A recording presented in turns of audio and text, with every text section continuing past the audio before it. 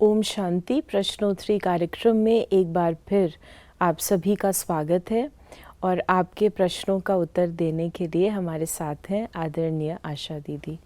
ओम शांति दीदी। ओम शांति। दीदी, हम पहला प्रश्न पूछते हैं। अव्यक्त मुरली है ये 1970 की, 2/2/1970, और ये क्वेश्चन आया है कि जो उन्होंने लिखा है, the main obstacle is seen to be that of wasteful thoughts, यानी व्यर्थ विचार जो हैं, वेस्ट थॉट्स, वो हमारी सबसे बड़ी ऑब्स्टिकल है। तो क्या करें जो हम इससे स्वयं को बचाएं? एक है कि हम we must take rest internally and externally. If you do not take a rest, nothing will be wasted. अब इसका पूरी तरीके से मुझे मतलब तो नहीं समझ में आया, लेकिन किस प्रकार से हम वेस्ट विचारों को समाप्त करें या स्टॉप करें इंटरनली एक्सटर्नली, जैसे उन्होंने रेस्ट की बात कही है। बाबा ने जो बातें बताई हैं उस आधार से बाबा ने एक तो कहा है कि अपने अंदर शक्तियों का स्टॉक जमा करो। शक्तियों का स्टॉक जमा है मेरा या नहीं, उसकी एक परख है कि एक एक शक्ति को आप अपने सम्मुख इमर्ज करें, जो शक्तियाँ बाबा ने बताई हैं, और फिर उसको चेक करें कि वो आपके अंदर है या नहीं। और दूसरी बात बाबा ने कही है कि अगर आप ऑर्डर करो सहन शक्ति को, तो क्या वो उसी वक्त इमर्ज होती है? क्योंकि जो बातें आती हैं सामने, जो वेस्ट थॉट्स उत्पन्न करती हैं, उनको हम शक्तियों के आधार से ही ठीक कर सकते हैं, समाप्त कर सकते हैं। तो हमें अपनी शक्तियों के स्टॉक को चेक करना है और शक्तियाँ ठीक वक्त पर काम करें, ये चेक करना है। दूसरी बात बाबा ने कही कि बच्चों के अंदर समेटना और समाने की शक्ति अच्छी होनी चाहिए। समेटना उसको कहते हैं, कोई उसमें चित्र में तो बोरिया बिस्तर दिखा है, वो नहीं।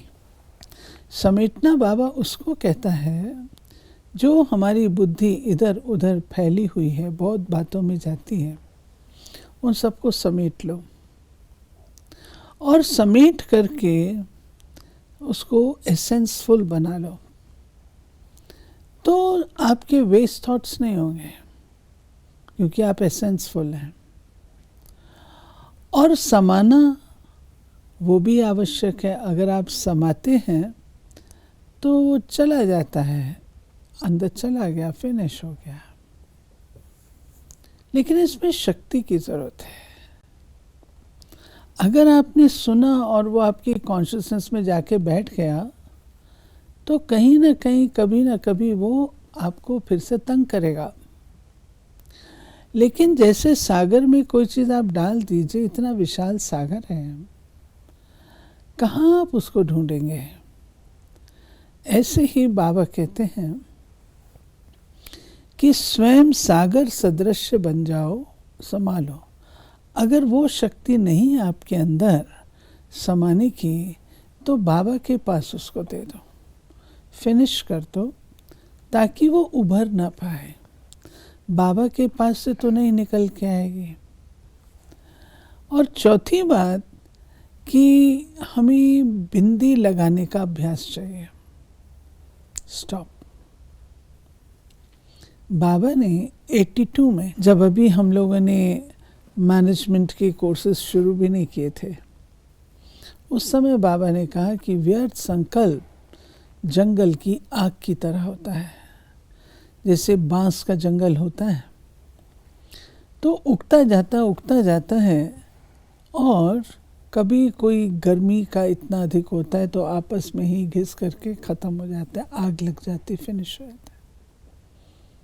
तो बाबा हम बच्चों को कहते हैं, आप अपने मन को कैसा बनाना चाहते हो? जंगल की आग नहीं आप लगाना चाहते, आप योग की अग्नि जगाना चाहते हैं।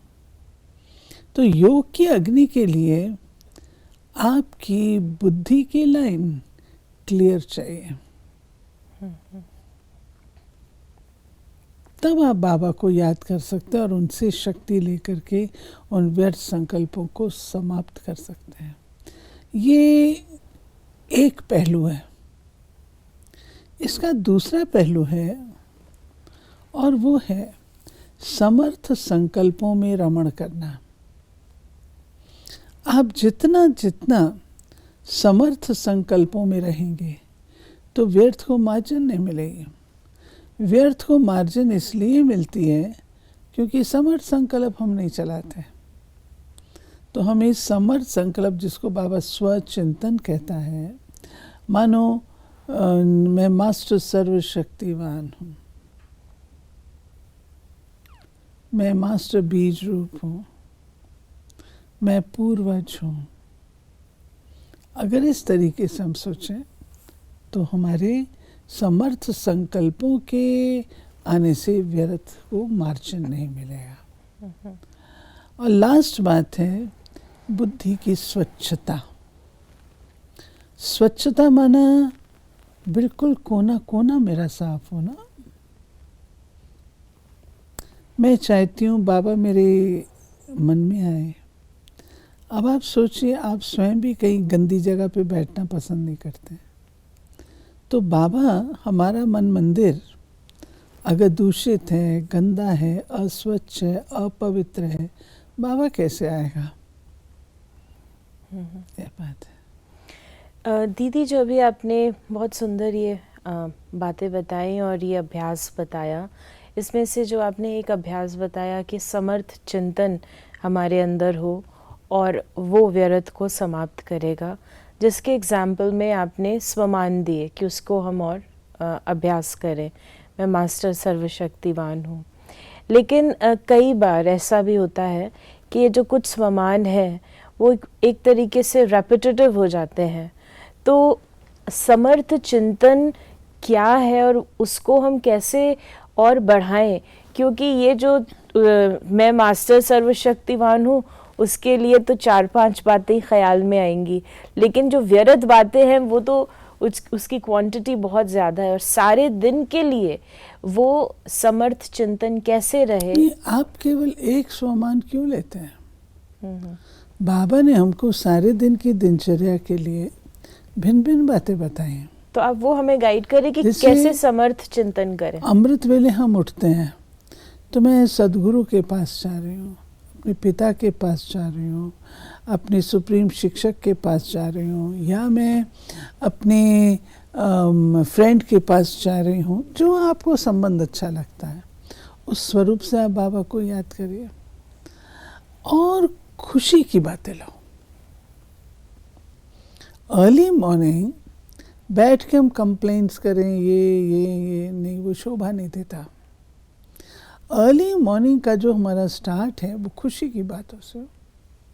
बाबा को थैंक्स दीजिए, बाबा आपने हमको क्या कुछ दिया। तो जब इस तरीके से करेंगे, खुशी आएगी, तो फिर मुझे सारे दिन की दिनचर्या में मदद भी मिलेगी, अच्छा चिंतन रहेगा। दूसरी बात है, मैं ईश्वरीय स्टूडेंट हूँ, गॉडली स्टूडेंट हूँ। अभी मैं पढ़ने जा रही हूँ, तो मैं विद्यार्थी किस प्रकार की होनी चाहिए? मैं यात्री हूँ, सारा दिन याद की यात्रा में यहाँ से चल रही हूँ, स्वर्ग लोक में जा रही हूँ। तो यात्रा में क्या क्या होता है, बहुत सारी बातें आती। ऐसे ही शाम को मैं लाइट हाउस हूँ, सेवाधारी हूँ, रूहानी सेवाधारी हूँ। रूहानी सेवाधारी में कितना कुछ आ जाता है। और रात को अब मैं विश्रामी हूँ, अपने कार्य को संपन्न करके मैं बाबा की गोद में विश्रामी हूँ। मैं बाबा की बच्ची हूँ। वो बच्ची को बाबा कैसे हैंडल करता है, क्या कुछ बाबा लोरी देता है माँ बन करके, कैसे, वो सब बातें आप इमेज करिए। अब आपकी बात राइट है, सारा दिन जो व्यक्ति इतने सारे कामों में लगा रहता है, वो बैठ के सारे दिन ये सब बातें उसको याद आए, इसके लिए स्पेशल अटेंशन देना पड़ता है पहले, उसके बाद वो नेचुरल हो जाता है। अब ज़रूरी नहीं कि आप ऐसे ही करें, आप कुछ भी कर सकते हैं। I am the master of my job. मैं रिलेशनशिप्स में आ रही हूँ अपने जूनियर्स के, अपने सीनियर्स के, अपने इक्वल्स के। It's an opportunity for me, मेरे लिए ये एक अवसर है जिससे मैं अपनी दिव्यता को प्रत्यक्ष करूं। तो कर्तव्य में भी मैं परिणत कर सकती हूँ ना, जने स्वमान कर्तव्य में कर सकती हूँ। भोजन कर रही हूँ तो भी समर्थ हो सकता है, अपने ऊपर डिपेंड करता है। अटेंशन देना है, यानी ये पूरा अटेंशन देंगे तभी ये संभव है, अदरवाइज। देखिए, जब आप कोई गाड़ी होती है, ट्रेन होती है, आप उसको ट्रैक पर लाते हैं, पहले कठिनाई होती है, लेकिन जब शुरू हो जाती है फिर आपको कुछ सोचना भी नहीं पड़ता, वो अपने आप ट्रैक पे चलती रहती है, ऑटोमेटिक चलती रहती है। ऐसे ही हमको अपनी बुद्धि को सेट कर लेना है। मैं व्यर्थ को हवा क्यों समझती हूँ? मैं क्यों नहीं अपने एटीट्यूड को, बाबा ने 4 बातें कही थी, आपकी दृष्टि, आपकी वृत्ति, आपकी स्मृति और आपकी कृति। इन 4 बातों को बाबा कहते देखो, आपकी दृष्टि में क्या हो, रूहानियत हो, आपकी वृत्ति में क्या हो, कल्याणकारी भाव हो, स्मृति में क्या हो, मैं वही कल पहले वाली विजयी आत्मा हूँ, कर्म में क्या हो, श्रेष्ठ कर्म हो। तो जब मैं उस व्यर्थ के संसार से निकल आई हूँ, समर्थ के संसार में हूँ, तो मैं व्यर्थ के बारे में सोचती क्यों? समर्थ में क्यों नहीं रमण करती? समर्थ में रमण करूंगी तो वो नहीं होगा। यानी जो ऐसे आपने हमें बताया कि ये जो 4 चीज़ें बाबा ने बताई है, कैसी हमारी दृष्टि हो, मेरी वृत्ति क्या है, मेरी कृति क्या है, स्मृति क्या है, तो अगर हम इसको भी चेक करते रहें तो वो हमारी जैसे धारणा बन जाएगी समर्थ में ही रहने की। हम वही देख रहे हैं जो बाबा ने कहा है देखने को, वही सोच रहे हैं, वही याद कर रहे हैं।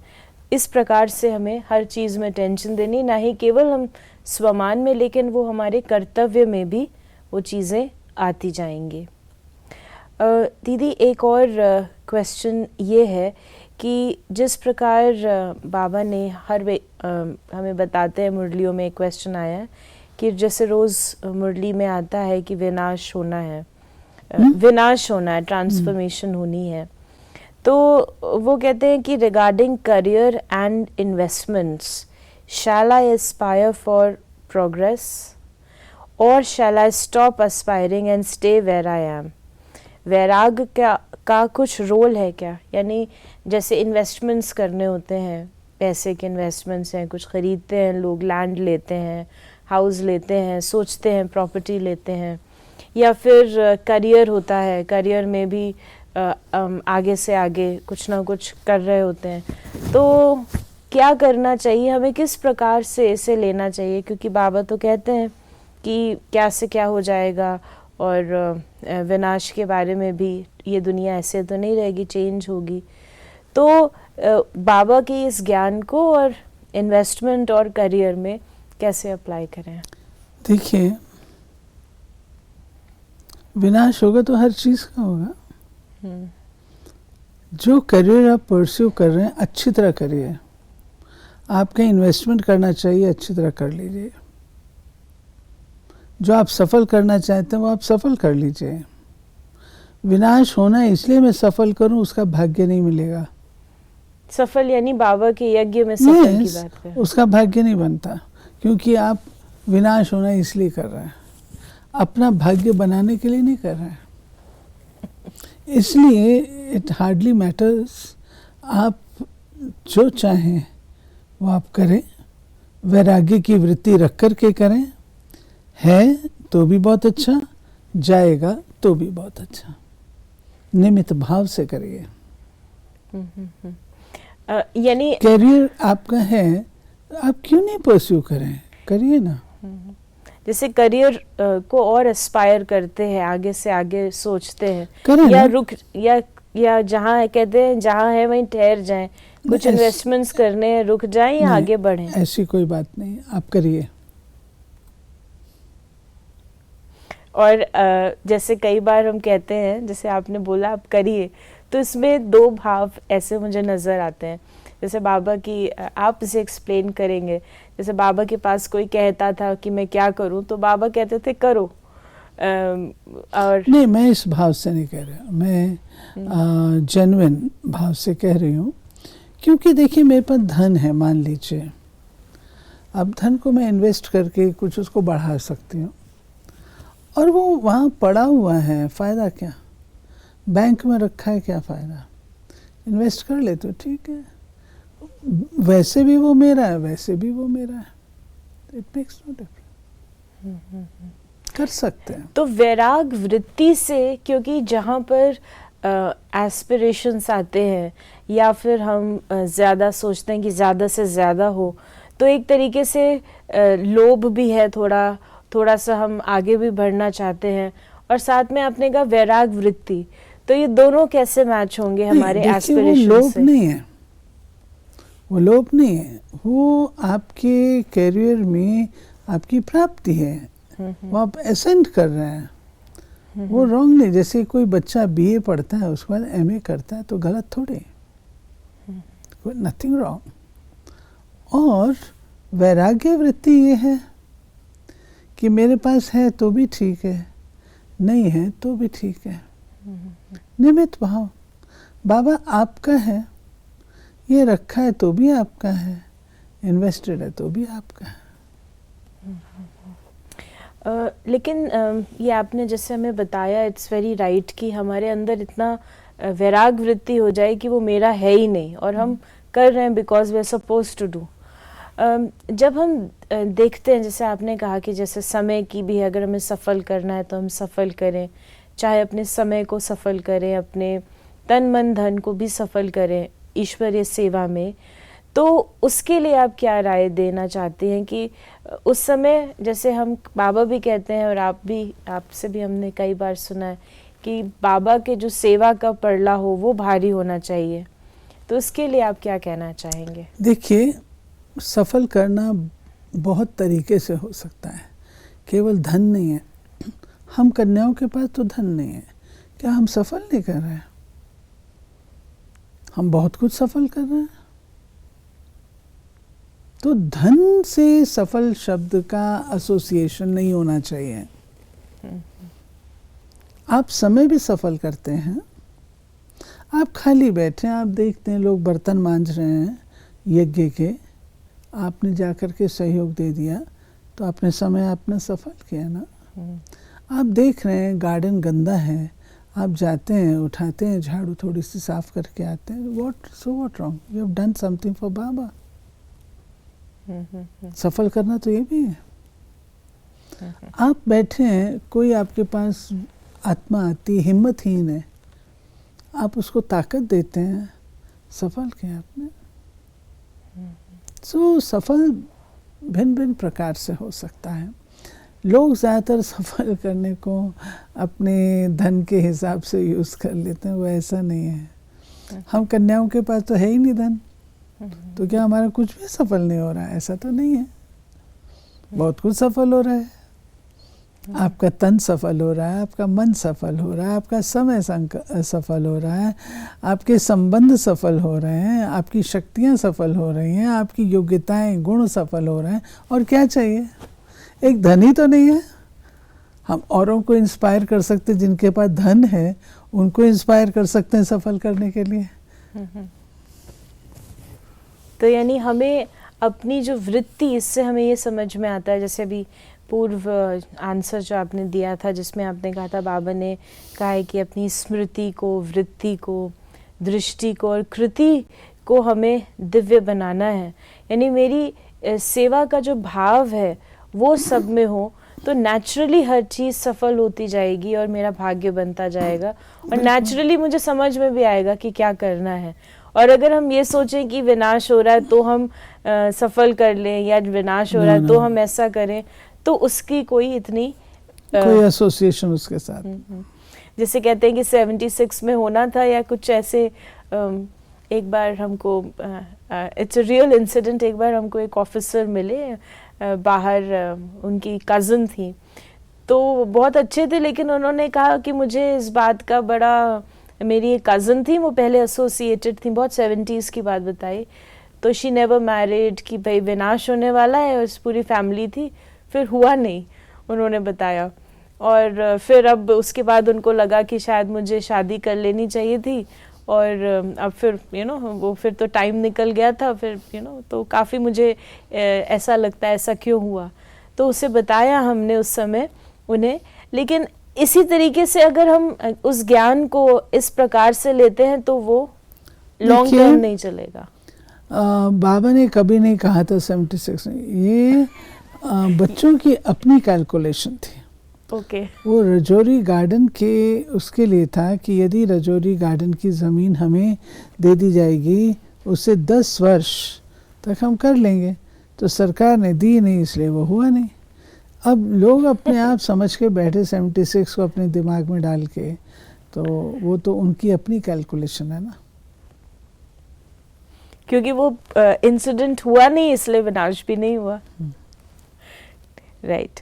सो दीदी, एक और आपसे प्रश्न पूछेंगे कि जिस प्रकार से हम देखते हैं कि अभी हाल में भी काफ़ी लोगों ने अपने शरीर जो छोड़े हैं, चले जाते हैं, पहले भी ये प्रश्न लिया था, तो अभी भी हम क्वेश्चन कर रहे हैं सफल का, इस बात का कि भाई हमारी सब कुछ बाबा के उसमें सफल हो, तन मन धन श्वास संकल्प, तो मैक्सिमम हम क्या करें एवरी डे के पुरुषार्थ में, क्योंकि कल का भी नहीं पता होता है कि कल क्या है, एवरी डे न्यू सरप्राइजेस, तो सारे दिन में हमारी क्या चीज़ रहे कि हमारा सब कुछ हम जैसे कंप्लीट अपने आप को बाबा के ऊपर करके और अपने कर्तव्य को भी करें, वो बैलेंस के लिए क्या पुरुषार्थ हम करें। देखिए, अब बैलेंस का ज़माना गया अब आपको अपना संपन्न संपूर्ण स्वरूप इमर्ज रखना, उसका पुरुषार्थ करिए।